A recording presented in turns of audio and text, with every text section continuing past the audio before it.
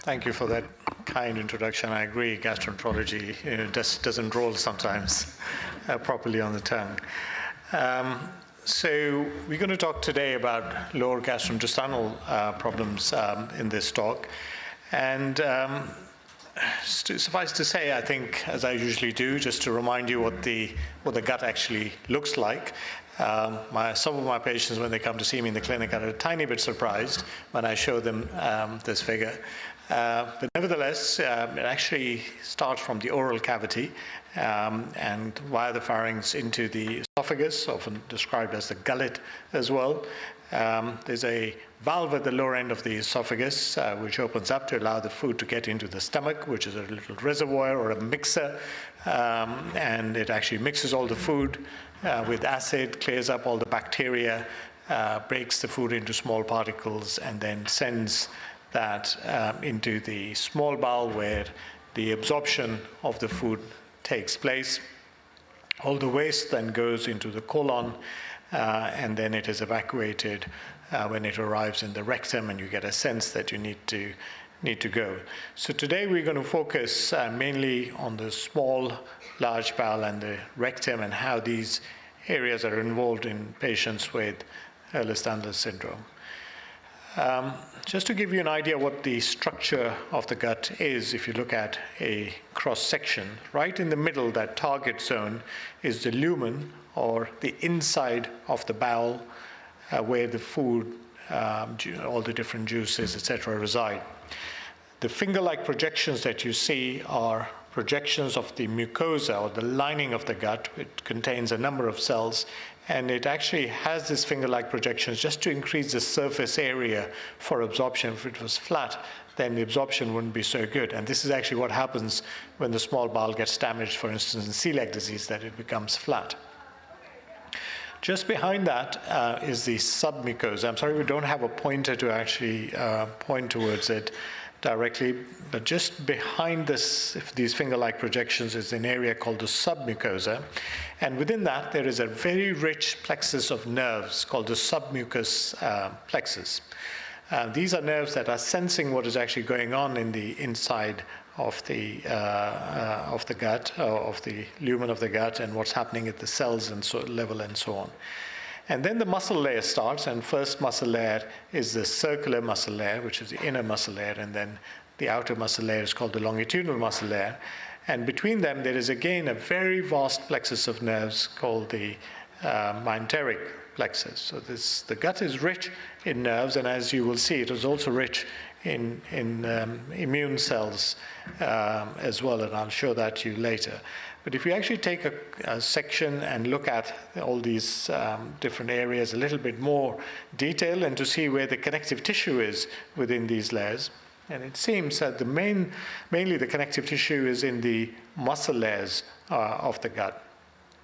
At the bottom half, you see the inner circular layer, and the upper half, you see the outer longitudinal muscle layer.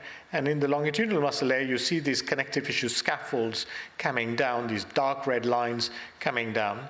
And in between the two muscle layers, the big circle that you see are the myenteric nerves. These are the nerves of the gut. And you see that there is a lot of collagen fibers and elastin fibers around the nervous system of the gut. So it shouldn't be surprising that if there is a problem with this connective tissue or the collagen, there could be dysfunction in the muscle layers of the gut, but also in the nervous system of the gut. And indeed, we have shown that recently in animal studies that there is a problem because if you have the certain connective tissue proteins like tenascin X, if there is a problem with that, that directly affects some of the nerves in the gut. So here's a slide which accumulates all the symptoms that have been described in patients with, previously in previous literature, this was all JHS and EDS hypermobility, but now, according to the new classification, this would cover both HSD and HEADS as well. You can see at the top there is a lot of upper gastrointestinal symptoms, but we will talk about that in my next presentation. So we're going to focus on the lower GI symptoms, and as you can see, most of the studies describe abdominal pain as a very common symptom, range between 58 to 98%, but an average of about 76% of the patients with HSD and hypermobile EDS complain of abdominal pain. About 39–40% of them have irritable bowel syndrome-like symptoms. Constipation, diarrhea appear to be almost equal, and alternating bowel habits, where patients complain of constipation alternating with diarrhea, seems to be much more common, and that's certainly true of my clinical experience as well, that in terms of change in bowel habits, just the altered bowel habits that seem to be the most common problem, and I'll explain to you how and why that might occur. There's a recent very nice study in large number of patients that has compared the prevalence of gastrointestinal symptoms in EDS hypermobility type, again the old classification, which again would include both HSD and HEDS patients, and other forms of EDS, including classic vascular, unclassified, and so on. And if you look at the prevalence of more lower GI symptoms, which I've highlighted in red, then bloating seems to be equally common in about 11 to 12% of patients. Functional constipation means constipation without pain. So these are classification according to the Rome criteria of functional gastrointestinal disorders. So functional constipation is constipation without pain, again, similar prevalence in both HEDS and non-HEDS patients. Diarrhea, again, very low prevalence in this, but IBS is very prevalent, about 55 to 58%, again, equal representation in both groups. And the reason that constipation and diarrhea is low in this study is that most of the constipation and diarrhea is going to come under irritable bowel syndrome, because irritable bowel syndrome can be constipation predominant, diarrhea predominant, or mixed bowel habits. So I suspect that all of that is actually being classified under irritable bowel syndrome because pain is so common. So the classification or definition of IBS is bowel symptoms associated with pain, and therefore most of these patients are getting diagnosed with irritable bowel syndrome. So if you look at why people get problems in the gut, and I sort of simplify that for myself as well when I actually try and understand what the problem is, into three categories, three main categories. One is mechanical problems in the gut. The gut may be more sensitive, or there is immune dysfunction in the gut. And it's not necessary that all of these will act independently in a patient. There could actually be a combination of 2 or 3 factors that could be contributing to the symptoms in a given patient. So let's look at mechanical problems in the gut. I often give this, use this analogy of a hose pipe versus tap water. So when you open your kitchen tap, hopefully water gushes out, and that's because there are metal pipes that are bringing water to the kitchen tap. And there's a basic law of physics that flow in a tube depends on how elastic the tube is. So the more rigid the tube, the faster the flow. The more elastic a tube, the slower the flow. And that's why usually, at least in the old-fashioned hose pipes, the flow would be a lot slower, although I know that there are all these new fancy hose pipes where there actually water gushes out better than your kitchen tap, I suppose. But because we imagine that the collagen is more elastic and stretchy in the gut, and therefore the gut, which is a tubular organ, long tube, that may be more elastic and stretchy and therefore may not move so well.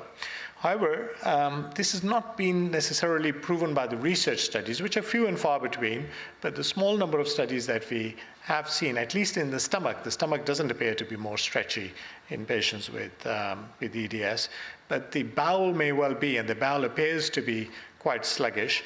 But it seems that quite often the problem is actually in the nerves and in the muscle layers themselves.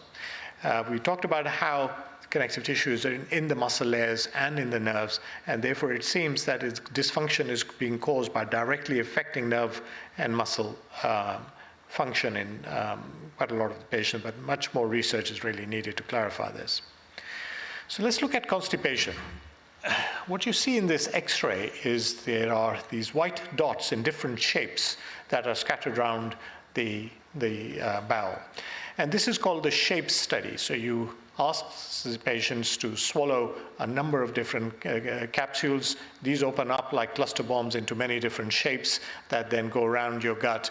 And after administering these capsules, we take an X-ray 5 days later. In 5 days, you should have passed all of these shapes. But as you can see in this patient, that most of the shapes are still there. They're scattered around the bowel, but particularly dense on the left side of the bowel.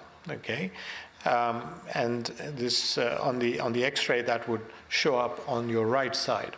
So that's the descending bowel and the rectum, and that's where most of. So this tells us two things: one, that transit is slow in the gut. In 5 days, this patient hasn't cleared all of these markers. And secondly, the transit is slow mainly in the left or the lower part of the bowel.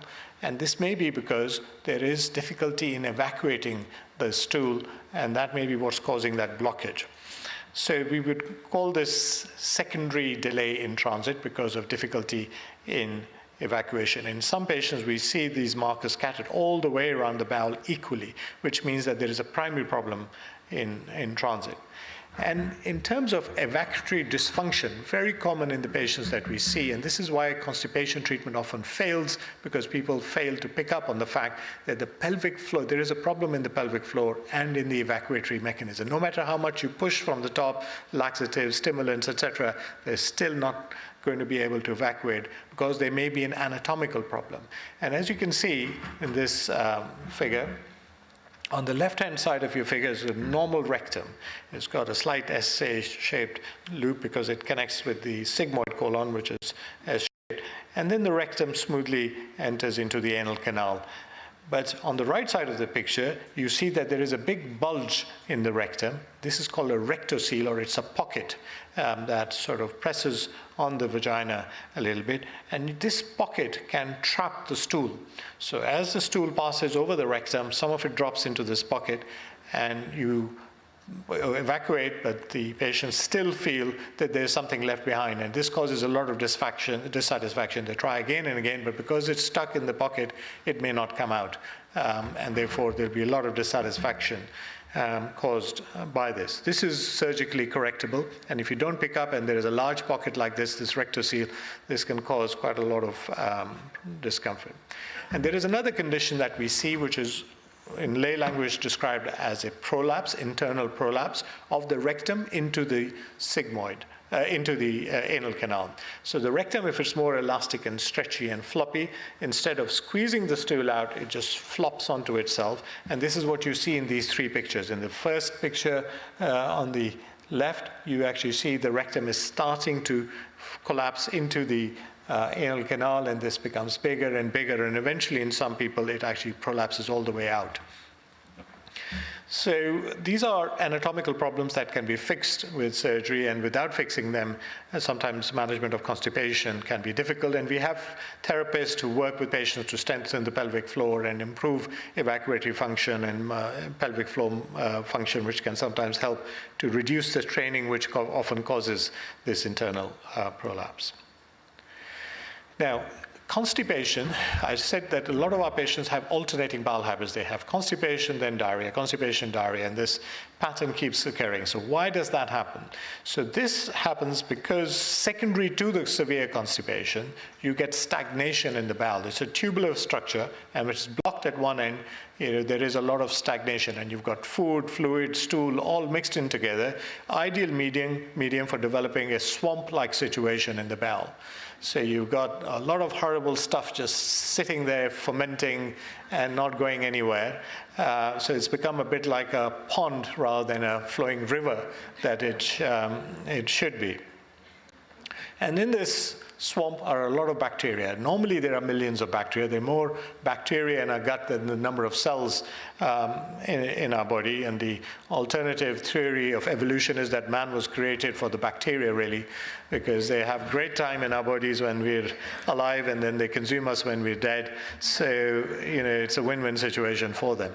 So there's lots of these bacteria. They're usually healthy. They're helpful to us. It's in their interest that we survive as long as possible. But when you've got a stagnant gut, you'll start to get quite unhealthy bacteria growing in there. They will cause fermentation of food, which will produce a lot of gas, flatulence, and bloating, and pain, and cramping, and this diarrhea. You start to get what we call, diarrhea caused by bacterial overgrowth. And this is exactly what it looks like in that swamp. It's got undigested material because you start malabsorbing food, particularly fat. It's oily, it floats on the water, it's difficult to flush, it's smelly. So, that's a telltale sign of diarrhea occurring secondary to the stagnation that's going on inside and the bacterial overgrowth. You also get overflow diarrhea. So the idea here is that the bowel is so packed up with stool that the only way it can get out is by breaking down and coming down as liquid stool. So just like on the left side of the picture, you actually see this beautiful waterfall, but above that there is a glacier. Okay, so there's a solid block of ice and water is melting and coming down as a waterfall. So the same thing is happening in a very, very severely constipated patient. There is so much stool backed up in the bowel that the only way that it can really get out is bits break on the edges and come down as liquid stool. And actually that is like a waterfall when it happens. It is urgent, you have to rush, and sometimes accidents can happen. It's just watery liquid stool. So people feel, oh, I've got terrible diarrhea. They take more Imodium, stop this. And the bowel just keeps getting fuller and fuller and fuller, and the problem just keeps on getting worse. And then the bacterial overgrowth starts as well, and then you get the malabsorption diarrhea sometimes. Sometimes the overflow diarrhea just becomes incredibly confusing as to what is actually going on. And then you take the laxatives, more of this overflow occurs, because when you take the laxative, it breaks on the edges first, and the overflow diarrhea starts. And you say, oh gosh, this is terrible laxative. It's giving me terrible diarrhea and cramping, so I have to stop this laxative. And you just vicious cycle. The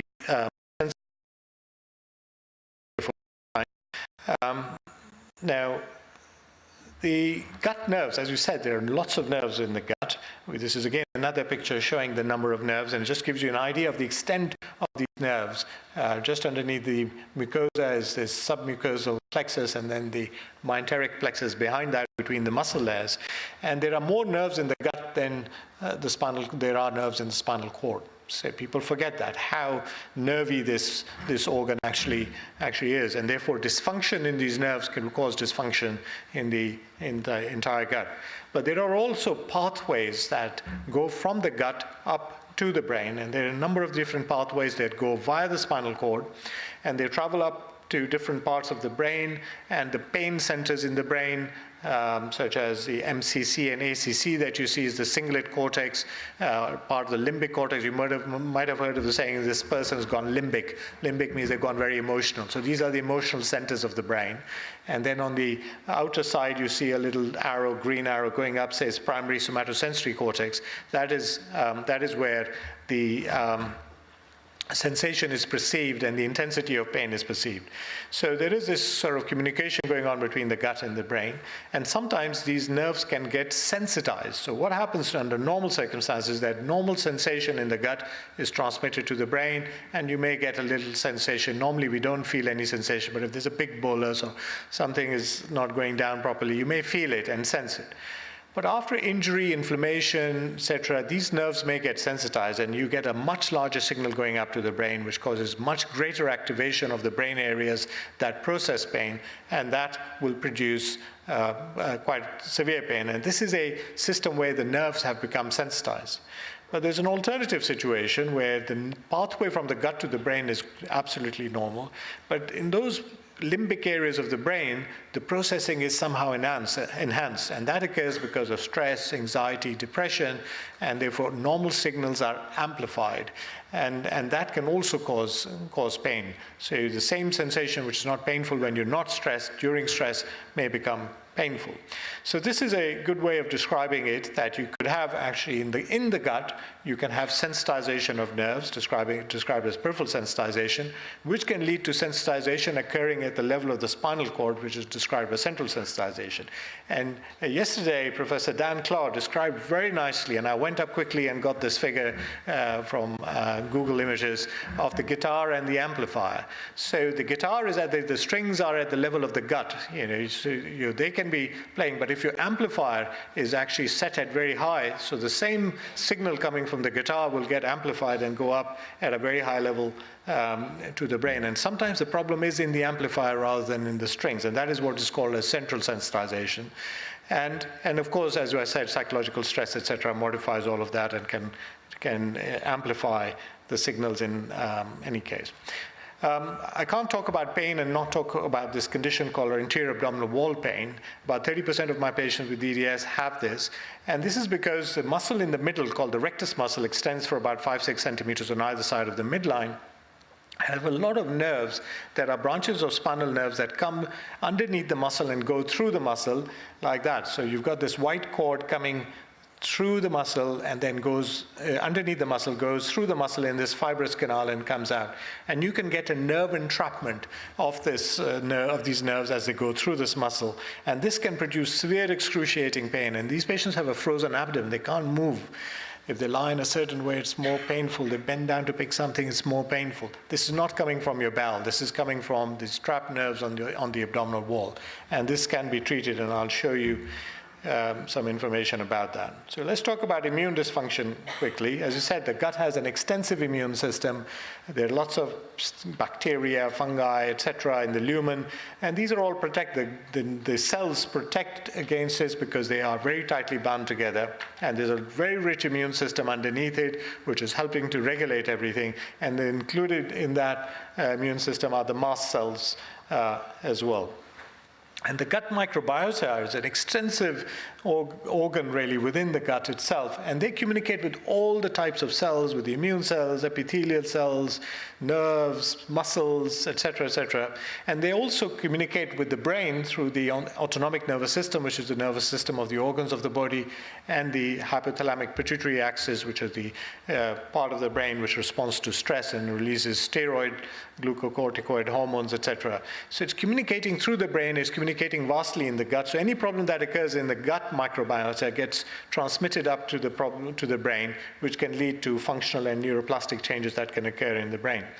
And sometimes when there are perturbations at either end, either at the brain level because of stress, early life adverse events, changes in environment, or at the gut level through diet, pathogens, inflammation, you can actually get problems throughout this gut-brain axis modulated by the gut microbiota.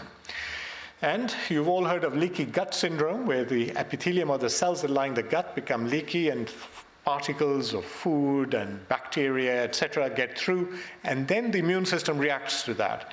And the immune system can become overreactive, and this can lead to food allergy and intolerance, abnormal immunity, even autoimmunity, leading on to other autoimmune diseases can be a factor in leaky gut syndrome. And I think in a lot of our patients with mast cell activation disorder, etc., this is the problem here, because the mast cells react to these antigens coming through the lining, which is leaky lining, and then you get release of histamine, etc.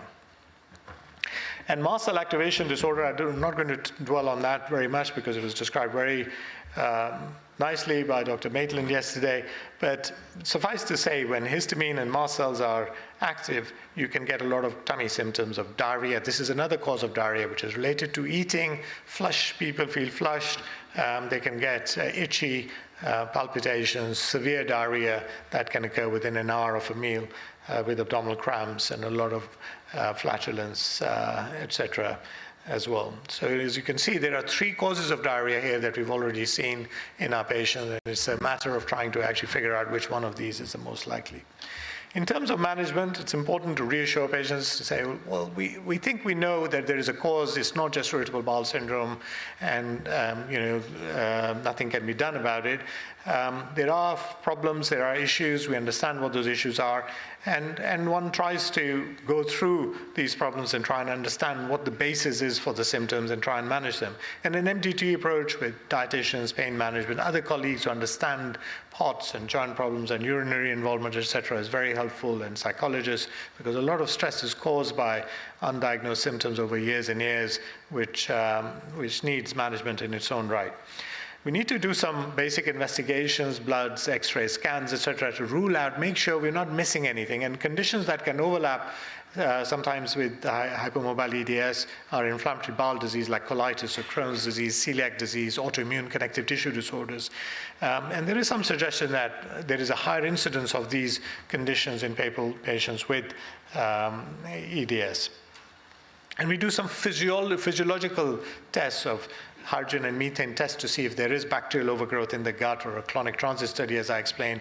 And we have anorectal physiology studies that can pick up whether you've got a rectocele or an intersusception or a collapse, internal collapse, etc. So all of these problems can be diagnosed through tests. Food intolerance, again, common in irritable bowel syndrome, common in our patients that we see. And I talked about how increase in fermentation in the gut, particularly of carbohydrates, can be a problem. And this is where FODMAPs, which are foods that are high in fermentable carbohydrates, can be problematic in these patients where there is a lot of blockage, there's a lot of fermentation by unhealthy bacteria in the gut. You might have heard of low histamine diet. Research studies in patients with gastrointestinal symptoms are few and far between, but certainly in those patients with mast cell activation problems, looking at the histamine in the diet and seeing whether there are histamine-related triggers can be helpful. And sometimes antihistamine and mast cell stabilizers, as Dr. Maitland described yesterday, can be helpful in those patients where there are features of mast cell activation disorder. I'm going to go a couple of minutes over time, I'm afraid. So there's a recent study showing that low FODMAP diet in both patients with irritable bowel syndrome, but in those with EDS and IBS, the response seems to be better in that group compared to IBS alone. And all the symptoms improved: pain, bloating, constipation, diarrhea, etc. All symptoms improved on the low FODMAP diet. This is certainly something to consider. This is the first study of dietary study in irritable bowel syndrome patients. This was discussed yesterday about avoiding opioid killers, but particularly relevant to the gut, because you get opioid-induced constipation and you get narcotic bowel syndrome in long-term use of opioids, where actually the pain gets amplified. Short-term opioids are excellent for certain conditions, but long-term opioids can play havoc with your nervous system, with your immune system, particularly your gut. So this has to be thought through very, very carefully. And then on top of opioids, because you're getting opioid, then you get overflow diarrhea, you've got bacterial overgrowth, etc. People start taking drugs to stop the diarrhea, which makes the bowel even more and more constipated. And this becomes a nightmare to manage. And for sensitive nerves, again, Dr. Claude discussed this yesterday, just pain modulators like gabapentin, pregabalin, amitriptyline, serotonin noradrenergic inhibitors like duloxetine, etc., they can be helpful in gut pain as well, where there is some suggestion that may be sensitized nerves. But of course, psychological factors like approaches like CBT, hypnotherapy, slow deep breathing, SSRIs, they're all helpful as well. And quite often you need a combination of these therapies to really manage the pain in our patients. And for patients who have these trigger points on the tummy wall and they have these trapped nerves, you can do trigger point injections with local anesthetic and steroids, and that can produce quite a lot of relief. But physiotherapy, really working with a good physiotherapist who can actually understand why people are taking so much pressure, usually because of poor core strength, they use abdominal muscles a lot, and rectifying that can be helpful for this as well. For constipation, try and keep the stools soft and dietary fiber, particularly soluble fiber, but of course this can cause more bloating and discomfort in some of our patients. So stool softness such as Movicol, I find, which is a pegylated solution, there may be a different name here in the US, is often helpful to just soften the stools. I often add Senacot or Dulcolax as stimulant laxatives as step 2 in our patients, and sometimes we need to use a prokinetic, which is a drug like Resolor, which I don't think is available in the US. Procalcipride is the other name, which helps to stimulate the nerves to produce stronger contractions in the gut. The medicine called Linzess, which I think is available here, it's a linaclotide is the other name for it, which helps to release fluid in the small bowel and softens the stool. But it can produce like a diuretic of the gut, but it can be problematic in patients with POTS, and I'm very cautious because it can lead to dropping the blood pressure because of fluid loss. So one has to be careful, but otherwise it's good for treatment of constipation, for evacuatory dysfunction, suppositories, enemas, sometimes rectal irrigation. Biofeedback is often very helpful to help strengthen the pelvic floor muscles. And in a bowel that is blocked, if an X-ray shows you've got a backed up bowel, it's just completely blocked, you have to clear it out with bowel prep that you take for colonoscopies, etc. Without that, things will not really settle down. And will result in overflow. And sometimes, really, in severe constipation, we have to consider surgery when nothing else is working, but that is rare. Probiotics, there's a whole range of probiotics that are commercially available, and I've mentioned these where there is some evidence that they can help with gastrointestinal symptoms. Which one for which patient, we don't quite know, so there's a little bit of blind therapy, and some respond better to others, to one type or the other, so there's a bit of trial and error within all of this. But patients with bacterial overgrowth in the gut, low FODMAP diet helps to reduce some of the bloating, pain, discomfort, but antibiotics such as rifaximin, etc. are sometimes also helpful in these patients. For mast cell activation disorder, as I said, diet, avoid the histamine triggers. Antihistamine, this has been discussed all yesterday, so I'm not going to go into any great detail. Both type 1 and type 2 antihistamines, leukotriene inhibitors, which are inflammatory mediators, and montelukast are very good. So it's usually an add-on diet, antihistamine, leukotriene, and mast cell stabilizers like ketotifen and sodium chromoglycate, Nalcrom, are often things that we will use in our patients. Enteral and parenteral nutrition sometimes becomes necessary in those who have intestinal failure. However, there's a very high failure rate of these type of therapies. Infections are common, pain is common, so one has to think it through carefully what the benefit might be of either feeding directly into the gut or intravenously. And one has to be also aware in the very small tip of the iceberg, really small proportion of patients, psychological issues like eating disorders, etc., can present in this way, and there usually is a high failure rate of these types of nutritional therapies in those patients. Just to finally say, we know that JHS or EDS is a multi-system disorder, and really one needs multidisciplinary team management, and we need commissioned services for this, which really doesn't exist at the moment. And finally, just to thank all the people who've contributed and all the funders, particularly the Ehlers-Danlos Society, EDS UK, Bowel and Cancer Research, who've given us the funds to do the research. Thank you very much.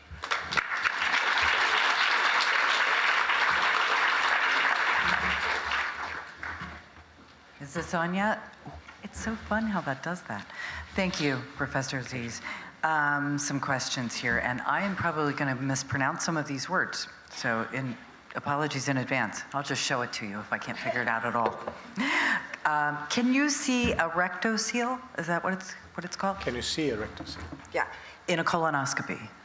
No, it's not so easy to actually see a rectocele in a colonoscopy. You can feel it during a rectal examination, but because it's just a sagging, it's not really a firm pocket, just a sagging of the mucosa, it can be quite difficult to pick up on a colonoscopy.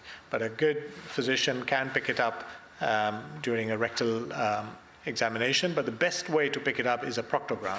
It's a barium X-ray where you put a bit of barium in the back passage and then ask the patients to evacuate that on a commode which has got an X-ray machine attached to it, and that will very nicely pick up rectocele as well as an internal prolapse and an intersusception. Thank you. How do we resolve overflow diarrhea? You have to clear the bowel out.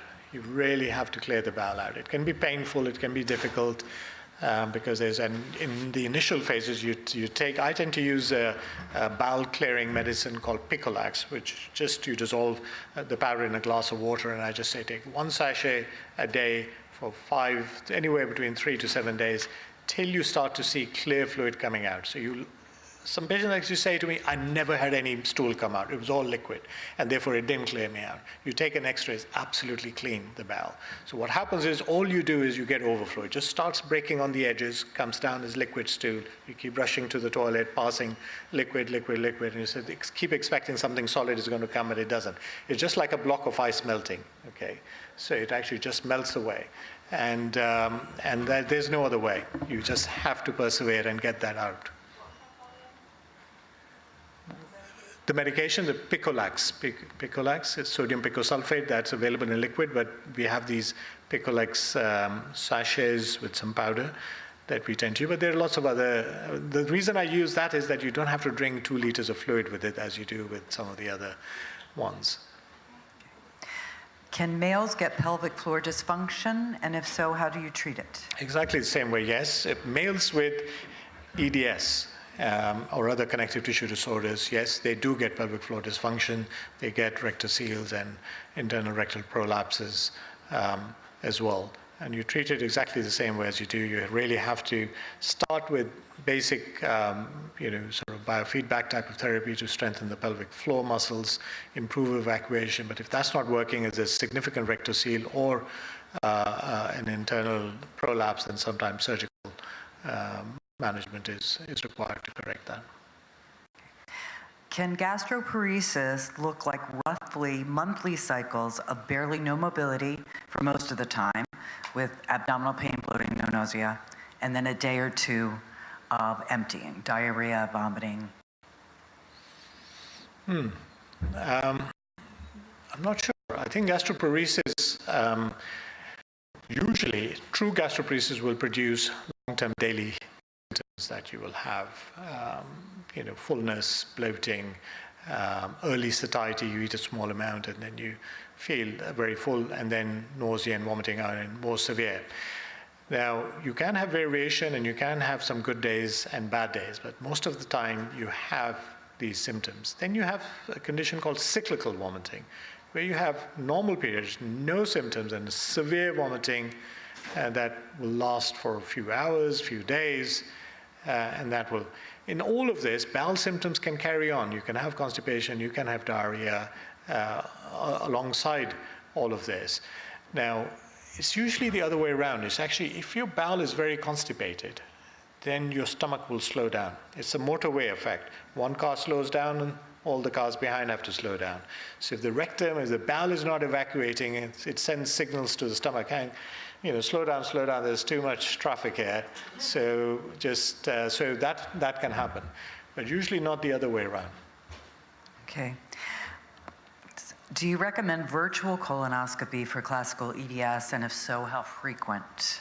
Virtual colonoscopy is a colonoscopy done by a CT scan, and it's a very good way of looking at the bowel. There are advantages and disadvantages. Disadvantages, you don't actually have to have a camera tube going all the way around, but you still have to clear your bowel out, so you can't get away from not having that bowel prep.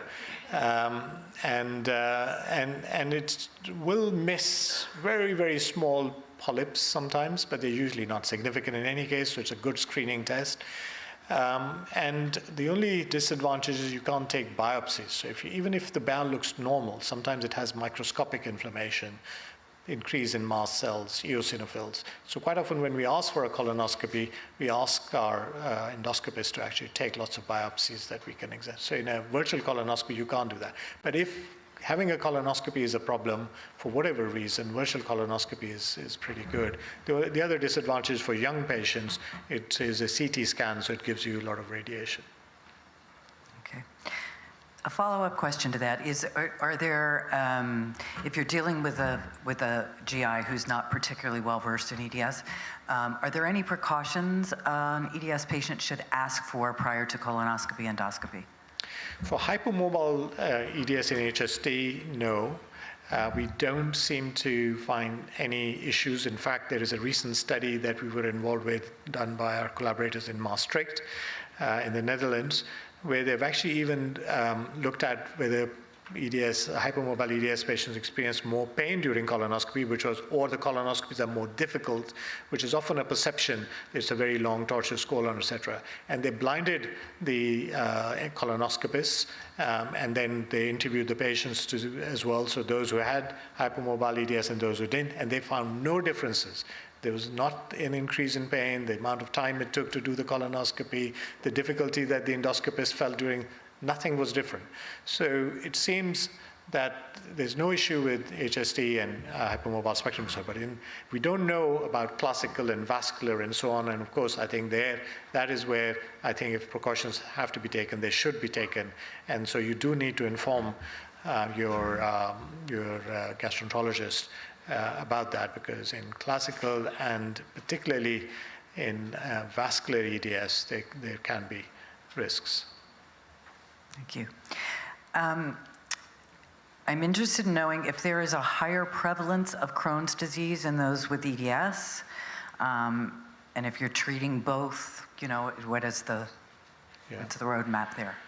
So there is one study which seems to suggest that there's a higher prevalence of EDS in Crohn's, and at least in our experience, even if they don't have full-blown EDS, a lot of patients that I've seen with Crohn's get referred to me because the Crohn's has been treated, but the symptoms don't go away, and they think, oh, this patient has IBS in IBD. So when the symptoms, inflammation is healed, symptoms carry on, it's always classified as IBS. And in that subgroup, I find a lot of patients with generalized hypermobility. They don't have all the classical features of either HSD or HEDS, but generalized joint hypermobility is very common in these patients. So I don't know exactly how it links in, but I suppose it links in through changes in gut permeability. You've got a gut which is more leaky, you've got more androgens, got more autoimmune disease, and in some people with a certain genetic profile, they're going to get Crohn's, others will get ulcerative colitis, and so on. But it's all unproven. This is just my hypothesis. Okay. Are there diagnostic tools for hypersensitivity of GI nerves? Yes. So you can diagnose, particularly in the upper gut and in the lower gut. In the esophagus, we can look at sensitivity to acid. There's a test called the Bernstein test where you infuse acid and see how sensitive people are. You can do balloon distension, mechanical stimulation in the esophagus, electrical stimulation in the esophagus, and the same in the rectum. For the rest of the gut, it's more difficult. So, so there are sensitivity tests that can be done in the upper and lower gut. Okay. This is I try to stay away from the personal questions, but I think it speaks to a larger group. Loading up on multiple kinds of digestive enzymes have helped me more than probiotics alone, but I have to take huge amounts and varieties for this benefit. Any danger in this? No, I don't think there's any danger in taking lots of digestive enzymes. Some patients with pancreatic insufficiency, for instance, have to have very high doses. But I would strongly recommend that you actually have some tests done to make sure that you don't have pancreatic insufficiency. There's a simple stool test called fecal elastase that we do all the time in patients with pancreatic exocrine, which means pancreatic digestive enzyme deficiency. So there's a test that you can have done, and there are other tests, but it'd be worth looking at that. Okay. Any correlation between EDS or HSD and gastrointestinal migraines? Gastrointestinal? Migraines. And I don't know if that's a thing or not. I'm just asking a question on the sheet. Yep. Migraines. Oh, okay. It's me. Migraines or migraine. Okay. Sorry, I didn't get that. Yes, there is. This is the subgroup of patients where I suspect mast cell, if they have EDS, if they have migraines, if they have a lot of allergies, asthma, what we call atopic predisposition, asthma, eczema, hay fever, urticaria, and then they have gastrointestinal symptoms as well. This combination, then they get cyclical vomiting. Some of them get cyclical vomiting, some of them get cyclical abdominal pain. So this is a subgroup that I recognize now quite well, and these are the ones that do respond to low histamine diets and antihistamines and so on. Okay. I'm sorry we're out of time. Thank you so very much, Professor. All right, thank you.